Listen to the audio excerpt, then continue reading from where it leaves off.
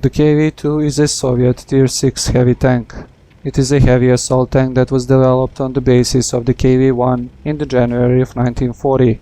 A total of 334 vehicles was manufactured from 1940 through 1941. The KV-2 tanks were used in action in 1941, with most of the vehicles lost the same year. In World of Tanks, it is a dangerous opponent for everything that he faces with his 152mm howitzer. But let's see how it fares in some gameplay.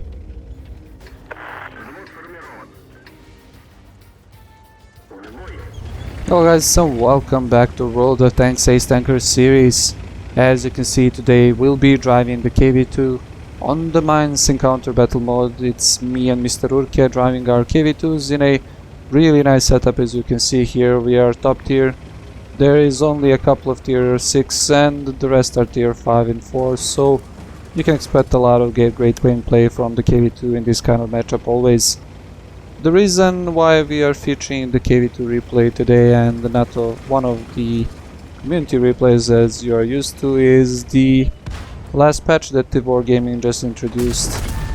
This was a really nice shot from Mr. Urke. The T-28 really didn't have the speed to climb the hill, and as you saw there, KV-2 was actually able to get to the same position and one-shot him to the side, so you have to be really careful if you are going to go for the hill here, because as you saw there, you can get one shot. It really doesn't matter if you get one shot, you can get killed by any tank or shot by any tank, so you have to be really careful. Now back to what I was saying. So Wargaming just put up a new patch, and really it is a nice patch with quite some nice features. I'm talking about the new game mode, so the fun mode with the Mark 1 tank and all that good stuff that you saw in the previous replay. But the problem is that every time the Wargaming decides to make a patch, they break the replay system. There was only a couple of times that the replay system wasn't broken after a patch, and yeah, the 9.15.2, this is the last version, and now I cannot play the replays from the 9.15 or 9.15.1, so most of you guys that were sending the latest replays, I have to say that I'm sorry for the moment. I'm currently working on a solution. Actually, you can help me if you have the previous versions of the software, so the previous version of the game, 9.15.1, you can maybe help me, but I'm currently working on a solution to get these up and running and making videos as soon as possible before I get some new 9.15.2 replays. So yeah, sorry for not featuring your videos. I'll try and do it as soon as I'm able to. Now let's get back to the game. You saw there that Mr. Urke and I did a pretty nice job here with dealing with a lot of tanks here. I believe, yeah, we have 4 kills, and well, there is only Churchill 1 left in front of Mr. Urke, so that Churchill 1 is not going to come out to fight the KV-2.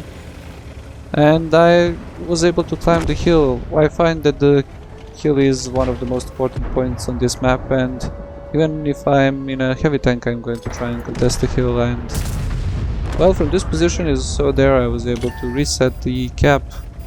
Shot on the Excelsior did 300 damage, and it was enough to, well, damage the Excelsior and stop the cap now. I'm trying to find another shot here. If I am able to find a shot, I'll probably kill the Excelsior. Yep, that's it. But there is still 2 tanks capping, and this OI is in a pretty nice position there. The Excelsior on our team, the Stilk, and all of the other tanks can't really do anything from that position that they are now. So that means that I'll have to come from the back on the OI and try and kill him. Now you see me here trying to find a shot from the hill, not really able to. I slide down, I get spotted, but it looks like that the OI doesn't see me still, so should I take the shot here?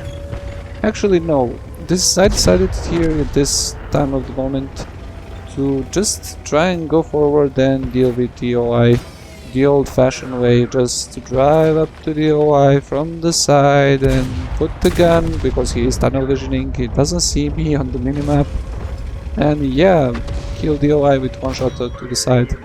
Now, this Panzer IV is not that big of a deal because, well, I cannot shoot, so I just need to get myself into this white circle at the center of the town, and yeah, there is no way that the enemies are going to cap now. Now this Hetzer is looking at me, but his reaction is pretty bad there. At least, I don't know what happened there. I hope he had the shot, but he didn't take it or something like that. But yeah, that was a pretty poor reaction. Now, the reason I am not going out to kill the Panzer IV is, well, you saw that shot from the artillery. I shot at the Panzer IV's dead body and destroy a building there.